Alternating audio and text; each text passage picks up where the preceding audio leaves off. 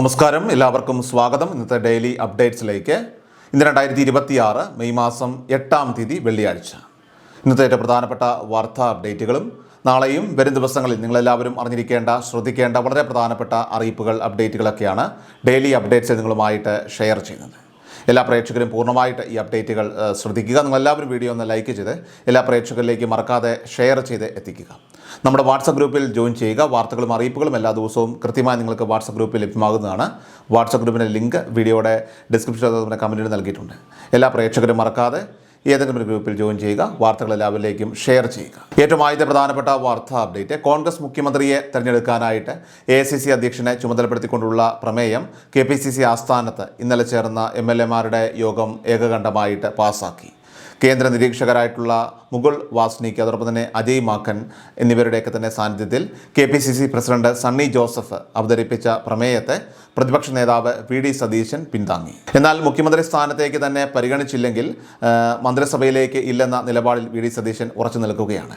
താജ് ഹോട്ടലിലെത്തി കേന്ദ്ര നിരീക്ഷകരെ കണ്ട അദ്ദേഹം MLA-മാരുടെ എണ്ണം എന്ന സാങ്കേതിക മാനദണ്ഡം മാത്രം പരിഗണിക്കരുതെന്നും ആവശ്യപ്പെട്ടു.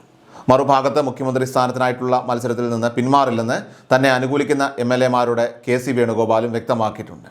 ഇതിനിടെ KCയെ മുഖ്യമന്ത്രിയാക്കണമെന്ന് ആവശ്യപ്പെട്ടുകൊണ്ട് K സുധാകരൻ നിരീക്ഷകർക്ക് കത്ത് നൽകി. A ഗ്രൂപ്പിലെ ഒരു വിഭാഗവും KC വേണുഗോപാലിന് പിന്തുണ പ്രഖ്യാപിച്ചിട്ടുണ്ട്. വൈകുന്നേരം ഘടകകക്ഷി നേതാക്കളുമായിട്ട് നിരീക്ഷകർ കൂടിക്കാഴ്ച നടത്തിയിട്ടുണ്ട്. ഇതിൽ VD സതീശനുള്ള പൂർണ്ണ പിന്തുണ മുസ്ലിം ലീഗ് അറിയിക്കുമെന്നാണ് സൂചനകൾ പുറത്തു വന്നത്. നിരീക്ഷകർ സമർപ്പിക്കുന്ന റിപ്പോർട്ടിൻ്റെയൊക്കെ അടിസ്ഥാനത്തിൽ AICC അധ്യക്ഷൻ മല്ലികാർജ്ജുൻ ഖാർഗെ, അതോടൊപ്പം തന്നെ രാഹുൽ ഗാന്ധി തുടങ്ങിയ മുതിർന്ന നേതാക്കളുമായിട്ട് ചർച്ചകൾ നടത്തി മുഖ്യമന്ത്രിയെ ഞായറാഴ്ചയോടെ പ്രഖ്യാപിക്കുന്നതാണ്. ഞായറാഴ്ചയോടുകൂടി ഇക്കാര്യത്തിൽ അന്തിമ തീരുമാനം ഉണ്ടായേക്കുമെന്നാണ് റിപ്പോർട്ട്. അടുത്ത പ്രധാനപ്പെട്ട വാർത്താ അപ്ഡേറ്റ്, ബാങ്കുകൾക്ക് പുറമെ പോസ്റ്റ് ഓഫീസ് പണമിടപാടുകൾക്കും ആദായനികുതി വകുപ്പ് പാൻ കാർഡ് നിർബന്ധമാക്കുന്നു. വർഷങ്ങളായിട്ട് പോസ്റ്റ് ഓഫീസ് പദ്ധതികളിൽ ചെറുതും വലുതുമായിട്ടുള്ള തുകകളൊക്കെ തന്നെ നിക്ഷേപിക്കുന്നവർ നിർബന്ധമായിട്ടും അറിഞ്ഞിരിക്കേണ്ട പുതിയൊരു നിയമമാണിത്. സാമ്പത്തിക ഇടപാടുകളിൽ കൂടുതൽ സുതാര്യതയൊക്കെ തന്നെ കൊണ്ടുവരുന്നതിൻ്റെയൊക്കെ തന്നെ ഭാഗമായിട്ടാണ് വലിയ തുകയുടെ ഇടപാടുകൾക്ക് പാൻ കാർഡ് നിർബന്ധമാക്കും. പോസ്റ്റ് ഓഫീസുകളിലെ നിക്ഷേപങ്ങൾക്കും പണം പിൻവലിക്കലിനുമൊക്കെ തന്നെ ഒരു നിശ്ചിത പരിധി കഴിഞ്ഞാൽ പുതിയ നിയമം ബാധകമാകും. ഒരു ദിവസം 50,000 രൂപയ്ക്ക് മുകളിൽ പണം നിക്ഷേപിക്കുകയാണെങ്കിൽ പാൻ കാർഡ് വിവരങ്ങൾ നൽകേണ്ടതുണ്ട്. കൂടാതെ ഒരു സാമ്പത്തിക വർഷം നടത്തുന്ന ആകെ പണമിടപാടുകൾ അത് 10 ലക്ഷം രൂപ കടന്നാൽ പാൻ കാർഡ് നിർബന്ധമാണ്. PPF, NSC, റെക്കറിംഗ് ഡിപ്പോസിറ്റുകൾ തുടങ്ങിയ പദ്ധതികളിലൊക്കെ തന്നെ നിക്ഷേപമുള്ളവർ പാൻ കാർഡ് കൃത്യമായിട്ട് ലിങ്ക് ചെയ്യേണ്ടതുണ്ട്. വലിയ തോതിലുള്ള പണമിടപാടുകൾ കൃത്യമായിട്ട് നിരീക്ഷിക്കുന്നതിനാണ് സർക്കാർ ഈ ഒരു തീരുമാനമെടുത്തിരിക്കുന്നത്. അടുത്ത പ്രധാനപ്പെട്ട വാർത്താ അപ്ഡേറ്റ്, UDF ഈ നിയമസഭാ തെരഞ്ഞെടുപ്പിൽ വലിയ വിജയം നേടിയതിനെ തുടർന്ന് പിണറായി വിജയൻ മുഖ്യമന്ത്രി പദവിയിൽ നിന്നും രാജി സമർപ്പിക്കുകയും 15ാം നിയമസഭ ഗവർണർ RV അർലേക്കർ പിരിച്ചുവിടുകയും ചെയ്തു. 102 സീറ്റുകളുടെ വ്യക്തമായ ഭൂരിപക്ഷം ഉള്ളതിനാൽ തന്നെ പുതിയ സഭാകക്ഷി നേതാവിനെ തിരഞ്ഞെടുക്കുന്നതിനായിട്ടുള്ള ഔദ്യോഗിക നടപടിക്രമങ്ങൾ മാത്രമാണ് ഇനി ബാക്കിയുള്ളത്. ജനാധിപത്യപരമായിട്ടുള്ള കൂടിയാലോചനകൾക്ക് പ്രാധാന്യം നൽകുന്ന പാർട്ടിയായതുകൊണ്ട് തന്നെ സഭാകക്ഷി നേതാവിനെ നിശ്ചയിക്കുന്നതിൽ ചെറിയ കാലതാമസം ഉണ്ടായേക്കാം. VD സതീശൻ, KC വേണുഗോപാൽ, രമേശ് ചെന്നിത്തല എന്നീ 3 പേരുകളാണ് നിലവിലിപ്പോൾ മുഖ്യമന്ത്രി സ്ഥാനത്തേക്ക് പരിഗണിക്കപ്പെടുന്നത്. ഇവരിൽ ഒരാൾ മുഖ്യമന്ത്രിയായിട്ട് ചുമതലയേൽക്കും. പൊതുചടങ്ങിൽ മുഖ്യമന്ത്രിയുടെയും മറ്റ് മന്ത്രിമാരുടെയും ഒക്കെ തന്നെ സത്യപ്രതിജ്ഞയ്ക്ക് ശേഷം ആദ്യ നിയമസഭാ സമ്മേളനം വിളിച്ചു ചേർക്കുന്നതാണ്. ഗവർണറുടെ നയപ്രഖ്യാപന പ്രസംഗത്തിന് പിന്നാലെ പുതിയ ധനമന്ത്രി ബജറ്റ് അവതരിപ്പിക്കും. UDF മുന്നോട്ട് വെച്ച നിരവധി വാഗ്ദാനങ്ങൾ ഈ ബജറ്റിൽ പ്രഖ്യാപിക്കുമെന്നാണ് കരുതുന്നത്. ക്ഷേമ പെൻഷൻ 5 വർഷം കൊണ്ട് 3000 രൂപയാക്കി വർദ്ധിപ്പിക്കുമെന്നത് മുന്നണിയുടെ പ്രധാനപ്പെട്ട ഒരു വാഗ്ദാനമാണ്. ഇതിൻ്റെ ഭാഗമായിട്ട് ഈ ബജറ്റിൽ കുറഞ്ഞത് 100 രൂപയുടേതെങ്കിലും ഒരു വർധനവ് ഉണ്ടായേക്കാം. അതേസമയം നമുക്കറിയാം, കടുത്ത സാമ്പത്തിക പ്രതിസന്ധിയും വലിയ കടബാധ്യതയും പുതിയ സർക്കാരിനെ സംബന്ധിച്ച് വെല്ലുവിളിയാണ്. ഈ ഒരു സാഹചര്യം പരിഗണിച്ച് പെൻഷൻ തുക 2000 രൂപയായിട്ട് ഏകീകരിച്ച് നൽകാനുള്ള സാധ്യതയും നിലനിൽക്കുന്നുണ്ട്. മാർച്ച്, ഏപ്രിൽ, മെയ് മാസങ്ങളിലെ പെൻഷൻ വിതരണത്തിനുള്ള ഉത്തരവ് നേരത്തെ തന്നെ പിണറായി സർക്കാർ ഇറക്കിയിട്ടുള്ളതിനാൽ തന്നെ തുക തടസ്സമില്ലാതെ ബാങ്ക് അക്കൗണ്ടുകളിലും നേരിട്ട് കൈകളിലേക്കുമൊക്കെ തന്നെ ഗുണഭോക്താക്കൾക്ക് എത്തുന്നതാണ്.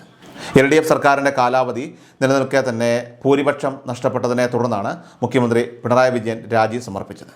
പുതിയ സർക്കാർ അധികാരമേറ്റ ശേഷം മാത്രമേ പെൻഷൻ വിതരണ നടപടികളൊക്കെ തന്നെ പൂർത്തിയാവുകയുള്ളൂ. സാധാരണയായിട്ട് 25ാം തീയതിയോടെയാണ് പെൻഷനൊക്കെ നമുക്ക് ലഭിക്കാറുള്ളത്. അതിനു മുൻപ് തന്നെ സത്യപ്രതിജ്ഞാ ചടങ്ങുകളൊക്കെ തന്നെ നടക്കുമെന്നാണ് ഇപ്പോൾ ലഭിക്കുന്ന വിവരം. മാത്രമല്ല, സ്ത്രീ സുരക്ഷ, വീട്ടമ്മ പെൻഷൻ്റെ കാര്യത്തിലും അനിശ്ചിതത്വം ഇപ്പോൾ തുടരുകയാണ്. തെരഞ്ഞെടുപ്പ് ലക്ഷ്യമിട്ട് പ്രഖ്യാപിച്ച പദ്ധതിയാണിതെന്ന് ആക്ഷേപമുണ്ട്. ഫെബ്രുവരി, മാർച്ച് മാസങ്ങളിലൊക്കെ തന്നെ വിതരണം ചെയ്തെങ്കിലും ഏപ്രിൽ മാസത്തിൽ തുക മുടങ്ങി. പുതിയ സർക്കാർ ഈ പദ്ധതി തുടരുമോ അതോ സമാനമായ മറ്റൊരു പദ്ധതി ആവിഷ്കരിക്കുമോ എന്നതൊക്കെ തന്നെ ബജറ്റിന് ശേഷം മാത്രമേ വ്യക്തമാവുകയുള്ളൂ. തദ്ദേശ സ്വയംഭരണ വകുപ്പ് വഴി അപേക്ഷ നൽകി കാത്തിരിക്കുന്നവരുടെയൊക്കെ തന്നെ എണ്ണം കൂടുതലായതിനാൽ തന്നെ പദ്ധതി പൂർണ്ണമായിട്ടും ഉപേക്ഷിക്കാൻ സാധ്യതയില്ല. ഇനി അതുപോലെ കെട്ടിട നിർമ്മാണ തൊഴിലാളി പെൻഷൻ ഉൾപ്പെടെയുള്ളവയിൽ വലിയ കുടിശ്ശികയാണ് ഇപ്പോൾ നിലവിലുള്ളത്. 18 മാസത്തെ തുക കുടിശ്ശിക അത് തീർക്കുമെന്ന് LDF സർക്കാർ പറഞ്ഞിരുന്നെങ്കിലും 5 മാസത്തെ കുടിശ്ശിക മാത്രമാണ് നൽകിയത്. നിലവിൽ 14 മാസത്തെ കുടിശ്ശിക ഇപ്പോൾ ബാക്കിയുണ്ട്. കൂടാതെ പ്രവാസി പെൻഷൻ, അതോടൊപ്പം തന്നെ ക്യാൻസർ രോഗികൾക്കുള്ള പെൻഷൻ എന്നിവയും ഒക്കെ തന്നെ മുടങ്ങിക്കിടക്കുകയാണ്. ഈ ബാധ്യതകളെല്ലാം തന്നെ തീർക്കുക എന്നത് പുതിയ അധികാരമേൽക്കുന്ന UDF സർക്കാരിന് മുന്നിലുള്ള വലിയൊരു ദൗത്യമാണ്. വരാനിരിക്കുന്ന ബജറ്റോടുകൂടി ഇക്കാര്യങ്ങളിലൊക്കെ തന്നെ കൂടുതൽ വ്യക്തത വരുന്നതായിരിക്കും. അടുത്ത പ്രധാനപ്പെട്ട വാർത്താ അപ്ഡേറ്റ്. സംസ്ഥാനത്ത് ഏപ്രിൽ മാസത്തെ റേഷൻ വിഹിതം കൈപ്പറ്റാൻ സാധിക്കാത്തവർക്കായിട്ട് വിതരണ കാലാവധി മെയ് 15 വരെ ദീർഘിപ്പിച്ചിരിക്കുകയാണ്. ഏപ്രിൽ 4-ാം തീയതി മുതൽ ആരംഭിച്ച ഈ പ്രത്യേക ക്രമീകരണത്തിലൂടെ ഏപ്രിൽ മെയ് മാസങ്ങളിലെ റേഷൻ വിഹിതം അത് ഒന്നിച്ച് വാങ്ങാനുള്ള അവസരമാണ് പൊതുജനങ്ങൾക്ക് ലഭിക്കുന്നത്. എന്നാൽ ഏപ്രിൽ മാസത്തിൽ തന്നെ കൃത്യമായിട്ട് റേഷൻ വാങ്ങിയ ഗുണഭോക്താക്കൾക്ക് മെയ് മാസത്തെ വിഹിതം അത് മെയ് 30 വരെ സാധാരണ നിലയിൽ കൈപ്പറ്റാവുന്നതാണ്. 2 മാസത്തെയും വിഹിതം ഇതിനോടകം തന്നെ ഒരുമിച്ച് വാങ്ങി തീർത്തവർക്ക് ഈ മാസം ഇനി റേഷൻ ലഭിക്കുകയില്ല എന്നുള്ള കാര്യം പ്രത്യേകം ശ്രദ്ധിക്കേണ്ടതാണ്. റേഷൻ വിതരണത്തോടൊപ്പം തന്നെ സപ്ലൈകോ ഔട്ട്ലെറ്റുകൾ വഴി സബ്സിഡി സാധനങ്ങളുടെയൊക്കെ തന്നെ വിതരണം അത് മെയ് മാസത്തെ വിതരണവും ഇപ്പോൾ പുരോഗമിക്കുകയാണ്. പുതുക്കിയ വില വിവരങ്ങൾ പ്രകാരം ചെറുപയർ കിലോയ്ക്ക് 85 രൂപ, ഉഴുന്ന് 87 രൂപ, കടല 63 രൂപ, വൻപയർ 68 രൂപ, തുവരപ്പരിപ്പ് 83 രൂപ എന്നിങ്ങനെയാണ് നിശ്ചയിച്ചിരിക്കുന്നത്. മുളക് കിലോയ്ക്ക് 130 രൂപയായിട്ടും മല്ലി അര കിലോയ്ക്ക് 45 രൂപയായും പഞ്ചസാര കിലോയ്ക്ക് 33 രൂപയായിട്ടും നിജപ്പെടുത്തിയിട്ടുണ്ട്. വെളിച്ചെണ്ണയുടെ കാര്യത്തിലൊക്കെ തന്നെ 1 ലിറ്ററിന് 256 രൂപയാണ് വില വരുന്നത്.